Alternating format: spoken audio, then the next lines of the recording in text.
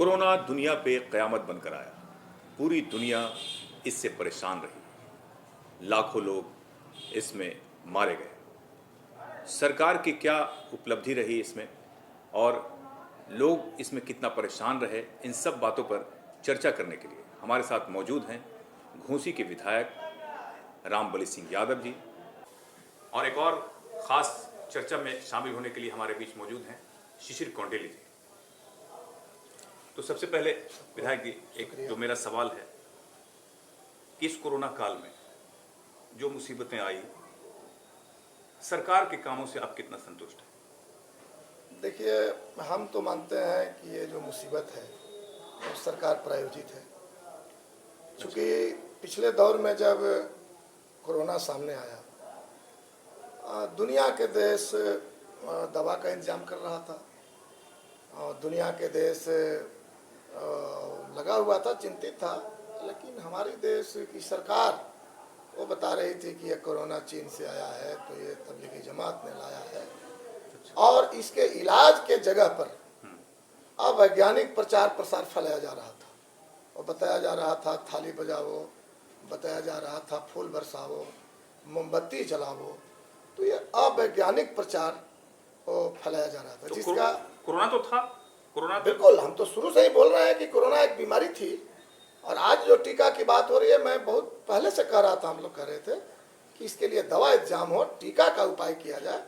लेकिन उसी का असर है कि आज जब टीकाकरण अभियान नीचे गांव तक पहुंच रहा है तो आम जनता विश्वास नहीं कर पा रही है कि कोरोना बीमारी है, और हमारे यहाँ टीकाकरण का दर बहुत कम है। तो हम तो समझ रहे हैं कि ये सरकार, आपको नहीं लगता कि टीकाकरण का दर जो कम है उसमें कहीं ना कहीं अवेयरनेस जो फैलाने की जरूरत है, उसमें आपकी भी जिम्मेदारी बनती है? हम लगातार, हम तो पिछले दौर से कर रहे हैं, इस बार भी किया। हमने टेस्ट किया, जहानाबाद के जिला पदाधिकारी ने हमसे कहा कि एक बार हम आपके साथ चलना चाह रहे हैं, चलिए। हमारे साथ हो गए। जहानाबाद ये घोसी का ही क्षेत्र है, गराई बिघा, जहाँ डीएम साहब भाषण देने लगे, जो लोग थे उठ करके चले गए। गांव में जब हम लोग गए तो लोगों ने किवाड़ बंद कर लिया, और उन्हीं के साथ मैं दूसरा गांव गया था, बुढ़नपुर, हुलासगंज प्रखंड का, जहां हमने कहा कि बोलेंगे हम। और जब हमने बोलना शुरू किया तो टीकाकरण के शिविर में पर लंबी लाइनें लगी और टीका समाप्त हो गया, गाड़ी वापस चली गई। तो हमने देखा कि एक चीज विधायक जी, नहीं लगता आपको जैसे जो स्थितियां उत्पन्न हुई जी, और इस तरह से लोगों का जो टीकाकरण पर से विश्वास उठा जी, तो जो विपक्ष के कुछ एक लीडर्स थे उनका जो कंट्राडिक्टरी बयान आया टीका को लेकर के, क्या वो भी खास तौर से जिम्मेदार है, ऐसा आपको नहीं लगता? नहीं, पूरा तो लोग समझ रहा है। जैसे अभी रामदेव बाबा हैं, इस दौर में, पिछले दौर को छोड़ दीजिए, इस दौर में रामदेव बाबा टीवी पर खुलेआम बोल रहे हैं कि ये डॉक्टर है, टर्टर करता है, डॉक्टरों को अपमानित कर रहे हैं, और दूसरे तरफ बोल रहे हैं कि ये एलोपैथिक है, इससे कोरोना नहीं भागेगा, जबकि खुद उनको जब कोरोना हुआ तो एम्स में इलाज कराया। और ऐसे लोगों को सरकार जेल के अंदर नहीं डाली। तो इस तरह से लोगों में ये प्रचार सत्ता पक्ष के द्वारा जा रहा है। विधायक जी, ये जो तमाम चीजें हैं जी, अभी जैसा कि सवाल एक आया मेरे साथी की ओर से कि जो पूरे देश भर में मुसीबत खड़ा हुई, और चूंकि जहानाबाद के आप जनप्रतिनिधि हैं और जहानाबाद में भी ऐसी स्थितियां उत्पन्न हुई, और यहाँ भी बहुत बड़े बड़े संस्थान हैं, आपके भी इलाके में बड़े बड़े संस्थान हैं, और वो संस्थान अगर कह ले तो काफ़ी बड़े और काफ़ी इम्प्रेसिव है सोसाइटी के लिए। क्या उनकी जिम्मेदारी बनती थी कि इस पैंडेमिक सिचुएशन में बाहर निकले और लोगों की मदद के लिए अपना हाथ आगे बढ़ाएं? बिल्कुल, ये सब तो संकट का दौर था। हम लोग तो कह रहे हैं कि ये कोरोना काल में हमारे देश की अर्थव्यवस्था पर भी कोरोना ने काफ़ी असर डाला है। और जो बड़ी बड़ी संस्थान हैं, बड़ी बड़ी शख्सियत हैं, सरकार उनको लगातार टैक्स माफ़ कर रही है, लोन माफ़ कर रही है। इस दौर में सरकार का भी फर्ज था कि जो बड़े बड़े शख्सियत हैं, बड़े बड़े उनकी पूंजी है, उस पर सरकार टैक्स लगाए और गरीबों को अधिक से अधिक राहत पहुंचाए। उनको खुद भी चाहिए था और सरकार को भी उनके ऊपर यह टैक्स लगाना चाहिए था। लेकिन आज के हम लोग दौर में देख रहे हैं कि सरकार भी गरीबों को कह रही है कि 5 किलो राशन हम फ्री देंगे नवंबर से। महंगाई चरम पर है, सरसों तेल 200 रुपये किलो हो गया है, डीजल पेट्रोल की कीमत बढ़ने से सारी चीज़ें महंगी हो गई है, और केवल 5 किलो चावल गरीबों को दे करके ये सरकार कर रही है कि हम अपनी जिम्मेवारी पूरा कर रहे हैं।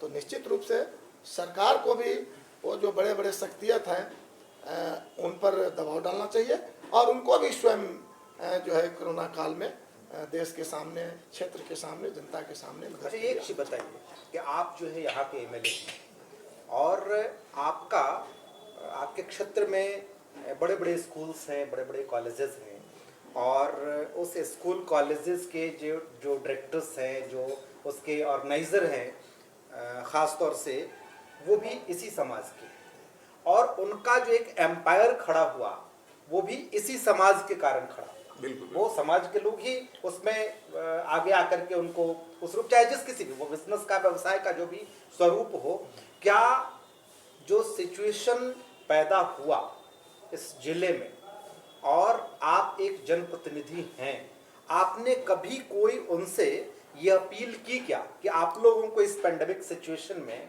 आगे आना चाहिए गरीबों की मदद के लिए? आपकी भी जिम्मेदारी चुकी बनती थी। जी, सबसे पहले तो ये बात है कि इस कोरोना काल में हम लोगों को सरकार ने, यहाँ के प्रशासन ने कह रखा था कि विधायक जी आप मत निकलिए, आप निकलिएगा तो लोगों में संदेश जाएगा और लॉकडाउन का उल्लंघन बड़े पैमाने पर लोग करेंगे। बावजूद हमने सभी अस्पतालों को केंद्र किया। 4 बजे भोर में, 10 बजे रात में हम अस्पतालों का जायजा लेते रहे और डीएम को मैंने इससे वाकिफ कराते रहे।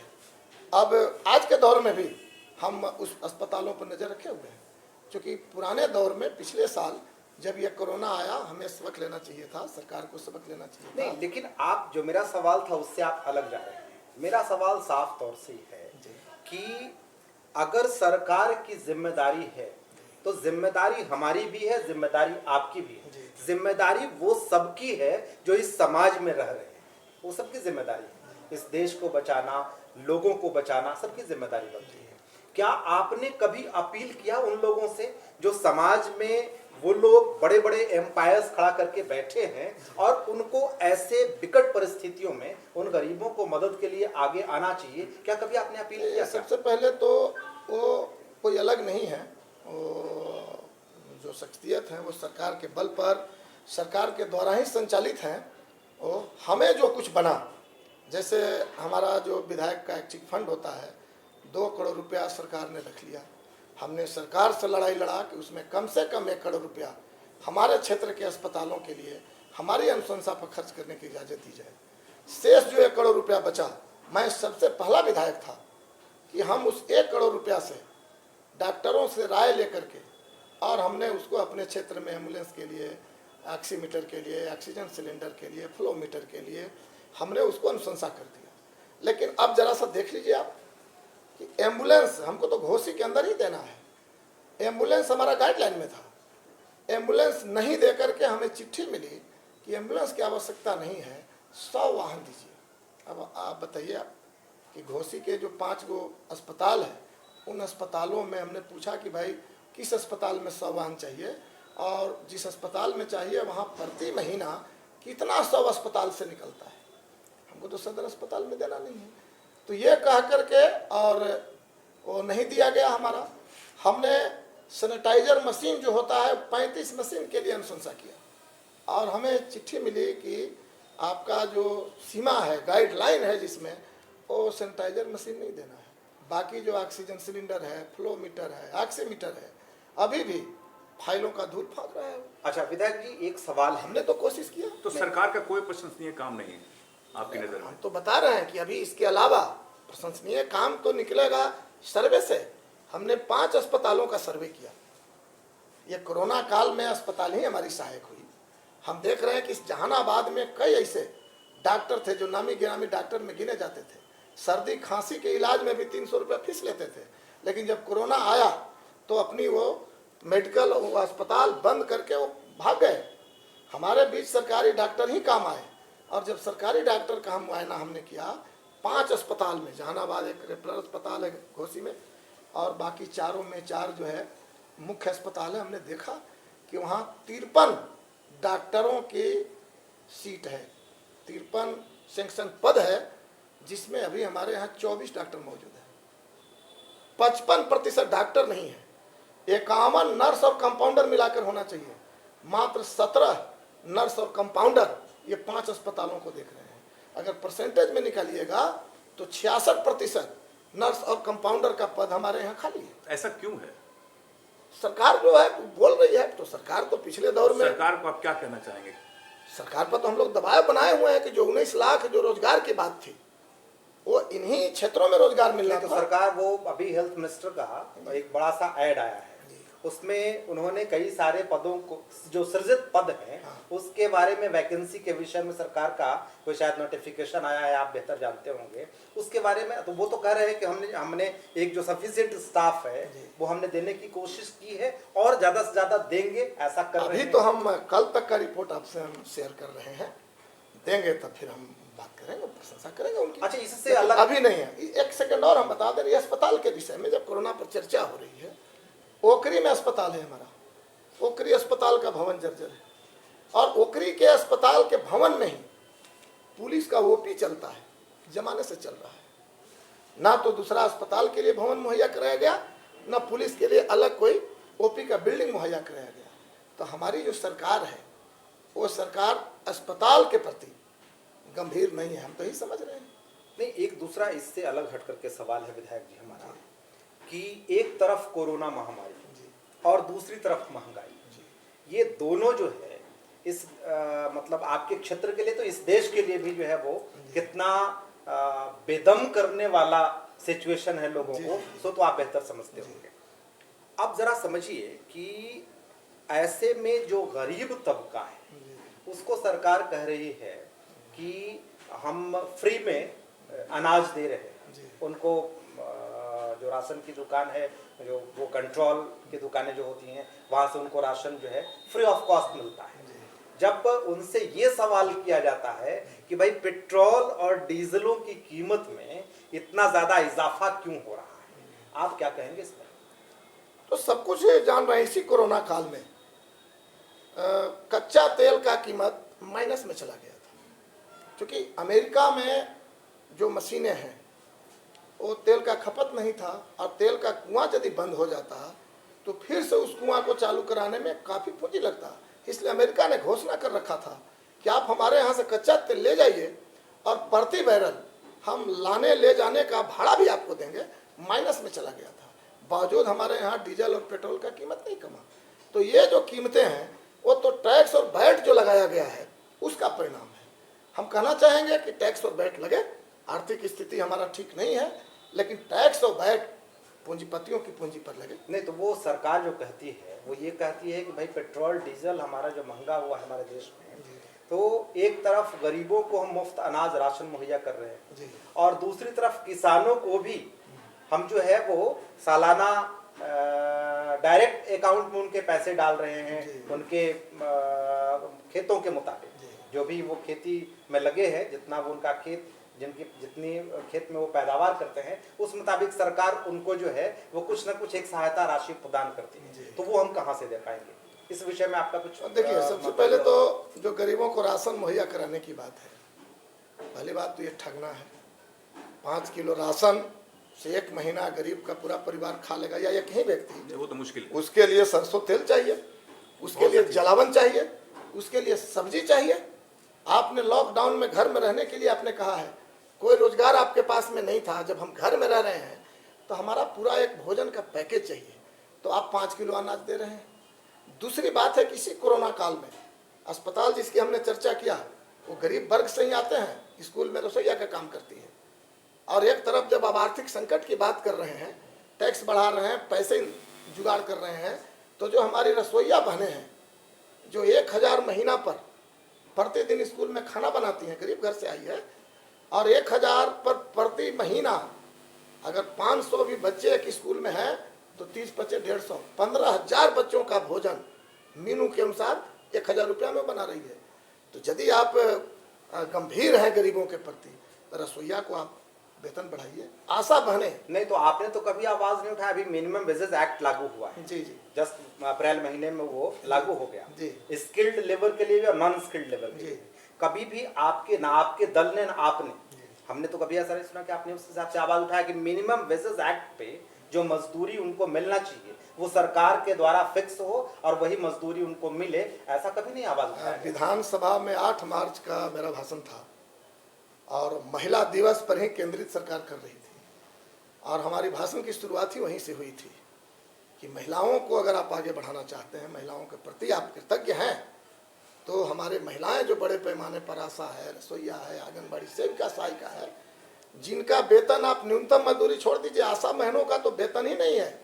बच्चा जन्म लेगा, आप ले जाइए एजेंट की तरह, एक बच्चा अगर अस्पताल में जन्म लेगा तो 600 रुपया मिलेगा आपको, 1 रुपया आपने नहीं दिया है। तो मेरा तो पहला सवाल, पहला हमला, पहला भाषण विधानसभा में इसी पर केंद्रित था। तो सरकार किस बिना पे ये कहती है कि हम बहुत अच्छा काम कर रहे हैं, लोगों को बहुत राहत पहुंचा रहे हैं, फ्री वैक्सीनेशन दे रहे हैं, जनता, लोगों को अनाज दे रहे हैं? जैसे हमारे जो बिहार की जनता है, भोली भाली जनता है, जिसको ठगना बड़ी आसान है और इसीलिए कर, जैसे आप किसानों की बात कर रहे हैं, किसान पैसा के लिए खेत थोड़े रखा है। किसान को खेत में पानी चाहिए और सही समय पर पानी, सस्ते दर पर उसको बीज मिल जाए, खेतों को पानी मिल जाए और उसका लाभकारी मूल्य कीमत का मिल जाए। वो तो इसके लिए खेती रखा है। आपको 2000 रुपया महीना के लिए तो खेती को किया नहीं है। दूसरा सवाल, अभी सरकार नहर देने में नाकाम रही है। आज़ादी के बाद से पूरे बिहार में कोई नहर का निर्माण नहीं हुआ। एक आध नहर अगर छोड़ दें तो बड़े पैमाने पर अब इसके लिए सरकार कह रही है नहर नहीं देना है, कह रही है कि हम सस्ते दर पर अब बिजली का कनेक्शन देंगे। बिजली का कनेक्शन आप किसानों के लिए नहीं देने जा रहे हैं। बिजली का कनेक्शन, चूंकि बिजली निजीकरण हो गया है, आप उनका फायदे के लिए दे रहे हैं और किसानों को नहर होता तो नहर से सीधे काट करके खेत में पानी लाता। अब उसको बिजली के लिए बोरिंग करना होगा, उसके लिए मोटर इंतजाम करना होगा। यानी कि अपने खेत की अगर सिंचाई करनी है तो इसके लिए पहले 1 लाख रुपया इंतजाम कीजिए। तो ये किसानों को ठगना है। हम कोरोना पे बात करेंगे विधायक जी कि कोरोना में जो मुश्किलें आई, जो छोटे छोटे स्कूल हैं बंद के कगार पर हो गए, इतना कर्ज हो गया किराया का, इसका उसका, इसके लिए भी सरकार का कोई रोल नहीं आया कि क्या करना है क्या नहीं करना है। बहुत सारे स्कूल बंद हो गए, भूखमरी के कगार पर। देखिए, सरकार जो सोच रही थी, सरकार तो बोल ही रही थी कि ये आपदा में भी अवसर तलाशना चाहिए और उनके लिए बढ़िया अवसर है। एक तो गरीब गुरबे बहुत संघर्ष के बाद पढ़ना लिखना शुरू किया था, उनकी आर्थिक क्षमता ठीक नहीं थी। पहले तो स्कूलों को उन्होंने जाम किया, स्कूल को खिचड़ी का स्कूल बना के रख दिया गया, पढ़ाई नदारत थी, बड़े बड़े कॉन्वेंट थे जहाँ सक्षम लोग पढ़ रहे थे। और अब ये कोरोना महामारी के दौर में अब बच्चों को अगर पढ़ना है तो पहले 10-10 हज़ार रुपया का कम से कम एक मोबाइल खरीदना होगा, फिर उसमें 599 से कम का तो रिचार्ज आता नहीं है, तो फिर हर में रिचार्ज कराना होगा। कुल मिलाकर इस प्रकार सरकार के ही जहन में है कि न राधे के नो मन की होगा। बिना एग्जाम के, बिना पढ़ाई के बच्चों को जो पास भी कर दिया जा रहा है जी, तो क्या होगा? इस देश के भविष्य किस तरह का बनेगा, आप बताइए। सरकार को तो देखिए, सरकार तो नहीं चाहती है कि हमारे बच्चे पढ़ें, सब पढ़े, बहुत छोटा सा तबका पढ़ाई लिखाई में आगे हो, यही सरकार की नीति है। और नहीं तो चुनाव उनका हो जा रहा है, जब उनकी कुर्सी की बातें हो रही है। कोरोना बढ़ा कैसे? कोरोना का जब दौर आया तो मध्य प्रदेश में सरकार गिराने और बनाने की बातें चल रही थी।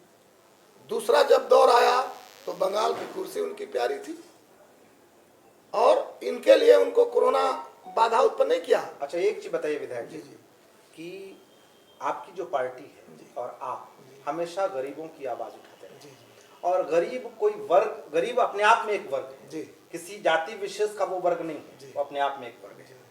आज के दौर में यहाँ जैसे स्कूल कॉलेज की बात, कॉन्वेंट की बात आपने की, यहाँ बड़े बड़े कॉन्वेंट हैं और करोड़ों का एम्पायर है उनका, लेकिन कोरोना काल में उनके यहाँ जो शिक्षक जो उनको बच्चों को शिक्षा प्रदान करते हैं, उनकी स्थिति भुखमरी की जैसी हो गई है। उनको वहाँ से पेमेंट भी नहीं मिल रहा, जबकि बच्चे वहाँ पेमेंट कर भी रहे हैं। तो आप उन शिक्षकों के लिए, उन विद्यालयों से क्या अपील करेंगे? सबसे पहले तो उनके लिए हमने लड़ा है। हमारे बीच जब विधायक बने थे उसके पहले भी हमने लड़ाई लड़ा है, क्योंकि भाई सरकार ने कहा था कि जो बच्चे हॉस्टल में रहते हैं हॉस्टल का पैसा नहीं देना पड़ेगा। सरकार ने पिछले दौर में घोषणा की थी कि जो स्कूल में बच्चे पढ़ते हैं उनको स्कूल का फीस नहीं देना पड़ेगा। हमने इस विधानसभा में भी सरकार से सवाल किया और हमने कहा कि भाई हम ये नहीं कह रहे हैं कि उनको फीस माफ़ करने का क्या मतलब है। फीस माफ़ करने का मतलब है कि जो संस्थाएं हैं उन बच्चों के बदले में सरकार उनका फीस मुहैया कराए। सरकार जब फीस मुहैया कराएगी तो फिर टीचर को वेतन मिलेगा, तो सरकार करे। और पिछले बार सरकार ने घोषणा की थी, इस बार तो शिक्षा मंत्री ने सीधा कह दिया कि प्राइवेट संस्थाओं पर मेरा क्या अधिकार है कि हम फीस माफ़ करा दें। नहीं तो एक जनप्रतिनिधि होने के नाते आपका भी दायित्व बनता है अपील करना उनसे, जो प्राइवेट संस्था है उनके जो संस्थागत लोग हैं उनसे, तो आप उसमें उस मसले पर क्या अपील करें? हम तो अपील उनसे भी किया, और साथ साथ जब उनके भुखमरी की सवाल आई तो इसी जहानाबाद डीएम के समक्ष धरना में भी हम शरीक हुआ उनके लिए। इनका वाजिब मांग है, इनको भुखमरी की हालात पैदा हुई है, तो इनके लिए सरकार उपाय करे। सरकार अगर आपको कहे कि आप एक चीज मांगिए तो अभी के समय में क्या मांगेंगे? देखिए, सबसे पहले तो हम सरकार से मांगेंगे कि जो आय का स्रोत है लोगों के पास, उसको आप डेवलप करें। जैसे अब मान लिया जाए कि अभी हमारे आपने सवाल उठाया कि उनको लिए आप क्या मांग करें, वो भी जाम है, वो भी परेशान है। सबकी परेशानी का एक उपाय है, वो है कि क्रय क्षमता लोगों की बढ़े। ये हमारी सरकार के जेहन में होना चाहिए, और नहीं तो बड़े पूंजीपतियों को आप फायदा तो पहुंचा रहे हैं। बड़े पूंजीपति यहाँ हर वर्ष मैं देख रहा हूँ, या जहानाबाद में नहीं, करीब करीब जिलों में हर वर्ष मैं देखता हूँ जो विद्यालय है, हर वर्ष एक नई बिल्डिंग खड़ी होती है। हर वर्ष देखते हैं एक नई बिल्डिंग खड़ी होती है। लेकिन जब ये कोरोना काल आया, जब मुसीबत आई, तो कोई भी मदद के लिए आगे नहीं, सब घरों में दुबक गए, किसी तरह का कोई मदद नहीं किया। इस मसले पर आप क्या कहेंगे? देखिए, अब ये तो हम एक पॉलिटिकल पार्टी हैं, हमारी जो जवाबदेही है, हम उस जवाबदेही में लोगों ने कहा कि कोरोना में घर से नहीं निकलिए, लेकिन हमने सबसे पहले अस्पताल को केंद्रित जरूरी किया। तो नहीं कि आप घर से निकलिए, आप तो घर पे आपको सोशल मीडिया का जमाना है, तो हमने आप तो उससे भी आप अनाउंसमेंट कर सकते हैं या अपील कर सकते हैं, बोल सकते हैं। जी, जैसे हम तो उनके लिए भी बार बार कह रहे हैं, कोरोना से अलग हट करके भी पहले भी कर रहे हैं कि गरीब जब संकट में पड़ेंगे, क्रय शक्ति यदि उनकी कमेगी, तो उनका तो पूंजी दो हाथ है, श्रम है, ये हाथ को कहीं दूसरे जगह भी खर्च करके भोजन चला लेंगे, लेकिन आपकी पूंजी कोई काम की नहीं रह जाएगी अगर हमारी क्रय शक्ति नहीं बढ़ी। आज बड़े बड़े आपने बिल्डिंग तो बना रखा है, लेकिन अब हमारे बच्चों को पढ़ाने की अब हमारी क्षमता नहीं रही, हमारे बच्चे अब आप स्कूल में नहीं आ सकते हैं, तो हमारा तो क्या होगा वो अलग बात है, आप भूखमरी के शिकार होंगे। इसलिए बड़े बड़े स्कूल वाले जी, बड़े बड़े स्कूल वाले होंगे, क्योंकि हमारी क्रय क्षमता तो है नहीं, हमारी तो क्षमता रह नहीं गई कि हम अपने बच्चों को वहाँ पढ़ा पाएंगे। तो आपकी बिल्डिंग है, आप बिल्डिंग को तो कहीं नहीं ले जा सकते। हम अपने हाथ को आज खेतों में लगा रहे हैं, आज कल काम बंद हो जाएगा, गुजरात जा रहे हैं, वहाँ की भी फैक्ट्रियाँ बंद हो जाएगी, तो दुनिया के किसी जगह पर हम तलाश करेंगे, हमारा पूंजी जो श्रम है वो कहीं लगाएंगे और हम अपना भोजन का जुगाड़ कर लेंगे। लेकिन आपका पूंजी ट्रांसफरेबल नहीं है, इसीलिए सरकार से भी हमारा अपील है कि लोगों की क्रय क्षमता बढ़ाने पर ध्यान केंद्रित करें, और उनसे भी मेरा अपील है कि आप लोगों को क्रय क्षमता बढ़े, इसके लिए आप भी योगदान करें, आप भी सरकार से लड़ें, आपकी जो भी क्षमता हो उसका इस्तेमाल करें, लोगों की कम क्रय क्षमता बढ़ाने। अच्छा, एक अंतिम सवाल है। जी जी, आप जहानाबाद के जनप्रतिनिधि हैं और बार बार आप श्रम की बात कर रहे हैं जी, कि श्रम जो है, जब यहाँ पे काम उनको नहीं मिलेगा तो श्रम ड्रेन होगा, जी। कहीं ना कहीं दूसरे जगह जाएगा, वो कमाने के लिए, खाने के लिए, जो भी है, या परिवार बच्चा पालने के लिए। क्या आप चूंकि पहली बार विधायक हुए हैं और वहाँ पर एक मौका आपको, हालांकि सरकार में तो आप नहीं हैं, लेकिन एक मौका आपको यहाँ की जनता का प्रतिनिधित्व करने का मिला है, कहीं से किसी भी रूप में हमारा श्रम ड्रेन ना हो, दूसरे जगह ना जाए, उसके लिए यहाँ पे संसाधन खड़े होने चाहिए ताकि श्रम हमारा यहीं लगे और यहीं से उसकी अर्निंग हो। क्या किसी इन्वेस्टर के साथ या फिर किसी कंपनियों के साथ कोई बातचीत ऐसी उस रूप में इनिशिएटिव कुछ लिया है क्या आपने, या सरकार से आपने कोई मांग की है क्या कि इस तरह का कोई संसाधन यहाँ खड़ा हो ताकि श्रम जो है वो हमारे यहाँ रुके, श्रम जाए ना? क्योंकि आपका जिस पार्टी से आप हैं, तो आपकी पार्टी का बेस वही है, जो श्रमिक है वो आपकी पार्टी के बेस है। तो कमोबेश उन श्रमिकों को ज्यादा से ज्यादा काम मिले, इसके लिए सरकार इनिशिएटिव ले। आपने कोई इनिशिएटिव लिया क्या इस संदर्भ में? जी, हम लोगों ने विधानसभा में भी सवाल उठाया था कि हमारे यहाँ पूंजी लगे, कंपनियां आए, उद्योग धंधे लगे, लेकिन कृषि आधारित उद्योग लगे। चूँकि हमारे यहाँ कृषि प्रधान ये इलाका है और जो श्रम है वो एक्सपीरियंस है कृषि कार्य के लिए। जिस तरह से हमारा श्रम का पलायन नहीं हो, इस तरह से कृषकों का भी पलायन हमारा नहीं हो। लोगों को स्थायित्व के लिए कहिए कि सबसे बड़ा ये है, लेकिन सरकार इसका ठीक विपरीत कंपनियों की लाने की बात तो कर रही है, लेकिन हमारे यहाँ बताया जा रहा है कि इथेनॉल बनाने की कंपनियां आएगी। इथेनॉल, एक तरफ शराब बंद आप कर रहे हैं, एक है वो। और इथेनॉल क्या है? इथेनॉल भी एक तरह का वो शराब है, स्पिरिट है, और वो बना करके बताया जा रहा है कि पेट्रोल में इसको मिलाया जाएगा, पेट्रोल सस्ता किया जाएगा। केंद्र में श्रम नहीं है, और हम कह रहे हैं कि इससे बहुत बड़ा खतरा है कि हमारे यहाँ खाद्यान्न संकट उत्पन्न हो जाएगा। आप इतनी बड़ी तेलहन उत्पादन के बावजूद भी 200 रुपये कड़ुआ तेल आपने कर दिया, और अब जब इथेनॉल बनेगा, आप कह रहे हैं कि चावल से इथेनॉल बनेगा, गेहूं से बनेगा, ईख से बनेगा, तो खाद्य पदार्थों से जब अखाद्य पदार्थ आप बनाएंगे तो अभी तो मजदूरों का पलायन हो रहा है, किसानों का पलायन होना शुरू। नहीं, एक चीज बताइए, आपने कहा कड़वा तेल 200 रुपये में जी। हो गया। जैसे होता यह है कि इकोनॉमिक्स के कुछ रूल्स हैं जी कि डिमांड एंड सप्लाई का। जी। अगर डिमांड ज्यादा रहेगा, सप्लाई उस मुताबिक नहीं होगा, तो लाजमी है दाम बढ़ेगा। ये सिस्टम है, ये हमारा सिस्टम है, इकोनॉमिकल सिस्टम है। जी।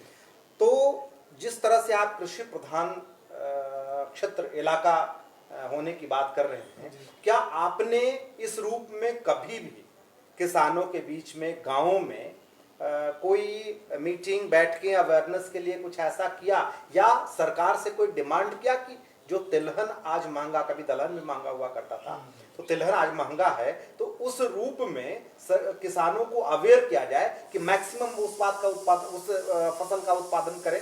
ऐसा तो आपकी ओर से क्या इनिशिएटिव है? देखिए, हम तो किसानों के बीच से लगातार सरकार में थे या विधायक थे, नहीं थे, तब भी हम ये सवाल उठाते थे, और हमने कहा कि किसानों को उत्पादन बढ़ाने के लिए सिंचाई, खाद और उनका फसल का लाभकारी मूल्य चाहिए, उससे उत्साह बढ़े। लेकिन लगातार हम लोग कर रहे हैं। अभी इंद्रपुरी बराज है, इंद्रपुरी बराज के बावजूद भी सोन में इतना पानी बहता है कि बीसीओ नहर का पानी उससे निकाला जा सकता है। और इंद्रपुरी के ऊपर कदमन जलाशय 1990 से उसको शिलान्यास करके छोड़ दिया गया है। हम लोग लगातार मांग कर रहे हैं कि उस पानी को बांध करके ले आइए। तिलहन के उत्पादन के लिए क्या कर रहे हैं? कोई चीज का उत्पादन तो सिंचाई से जुड़ा हुआ है, सिंचाई नहीं रहेगी तो कोई चीज का उत्पादन नहीं होगा। एक तो ये सवाल है। दूसरा सवाल है कि ये जो महंगाई है वो इकोनॉमिक्स के हिसाब से अगर इसमें दाम में बढ़ोतरी होती तब तो हम सवाल नहीं उठाते। हमने कहा कि इकोनॉमिक्स के हिसाब से ही तो मैं कह रहा हूँ कि कच्चा तेल माइनस में चला गया, आपका पेट्रोल डीजल 100 में चला जा रहा है। इसी तरह से हम कह रहे हैं कि अभी जो टैक्स लगाए गए हैं भारी मात्रा में, ये कीमतें टैक्स के चलते बढ़ रहा है। ये मांग और आपूर्ति के नहीं बढ़ रहा है। मांग अगर बढ़ा है तो आपके पास में वैकल्पिक व्यवस्था हुई है। पाओलिन का तेल कल मार्केट में नहीं था।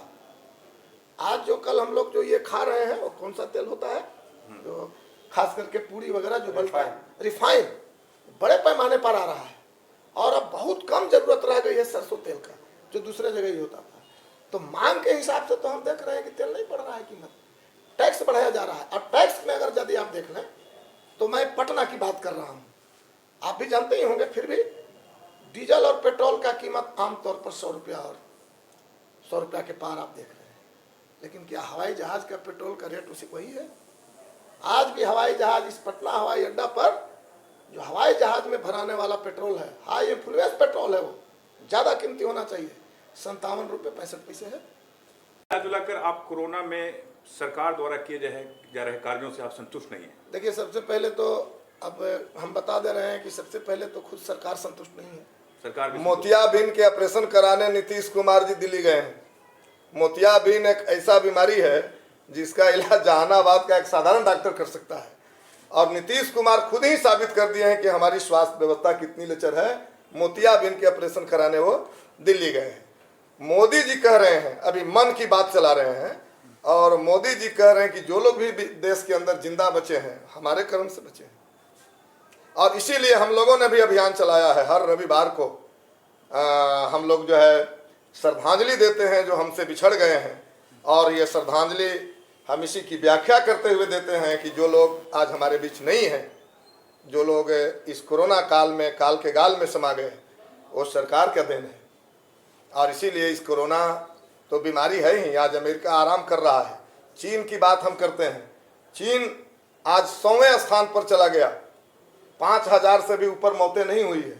पाकिस्तान की बात बताया जाता था, पाकिस्तान आज भारत को कोरोना में मदद कर रहा है। शर्म आनी चाहिए हमें। और हमें जब पिछले कोरोना काल से मदद नहीं कर रहा, उसने पेशकश की है। इतनी बड़ी बात है ना भाई, आप मदद मत लीजिए, लेकिन वो पेशकश तो की है।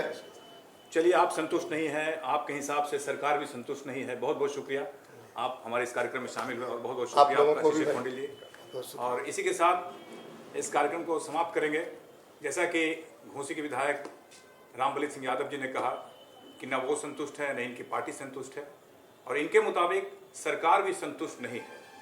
तो अगली बार अगले शख्सियत से आपकी मुलाकात करवाएंगे और एक नए मुद्दे के साथ आएंगे। तब तक दीजिए मुझे इजाज़त। नमस्कार।